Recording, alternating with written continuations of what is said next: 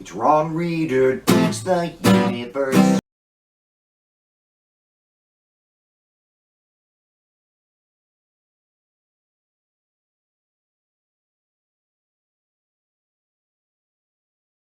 I'm Ron Reader, and this is Ron Reader Digs the Universe, and tonight, the unholy matrimony of Baptist and MAGA. As is my custom whenever I discuss the Southern Baptist Convention, I'm wearing a suit.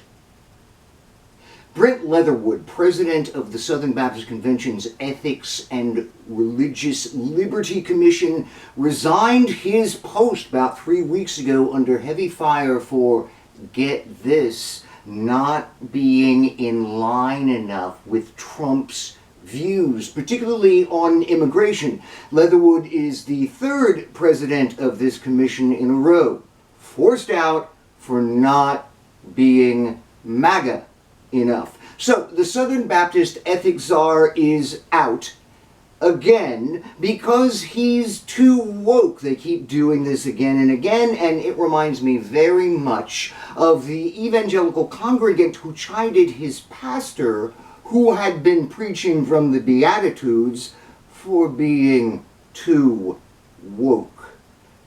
I've never heard of a woke evangelical at all. I mean, the two words make an oxymoron together.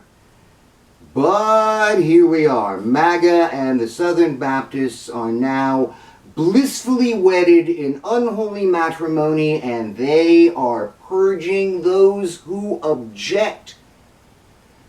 This political religious union is frightening, but I don't think the role the Southern Baptists and evangelicals overall play within MAGA is well understood by the non-fascist population. I get fewer viewers of my show when I talk about evangelicals. I don't see a lot of mass media attention paid to the issue, and I get the sense that people are unwilling to criticize them because they call themselves Christian, like they get a pass or something. Even though we've seen over 80% evangelical support for Trump in the last 3 elections, even though freaking QAnon shaman delivered an evangelical-style prayer when the J6 insurrectionists took over Congress, it's like discussing the evangelicals is still just a niche sideline. I wonder why that is. Maybe, for me, it's just that I've got a chip on my shoulder toward the kind of religion in which I was raised, and so I criticize the Baptists. But I don't think that's the case. They're by no means all bad, just caught up in an evil they don't understand. I started speaking out only once it had become clear that the Baptists had embraced fascism. E. Luther Copeland's 1995 book, The Southern Baptist Convention and the Judgment of History, argues that the denomination's origin as literally a slave owner's religion set the template for later Southern Baptist culture in terms of course, racism, but also sexism and authoritarianism. That is to say, 20 years before MAGA became a thing, it was crystal clear to at least some observers that Southern Baptists might have fascist cultural tendencies, and here we are now. I've long believed that politics and a desire to preserve the white Southern culture precedes all theological questions for Southern Baptists. Politics trumps Scripture.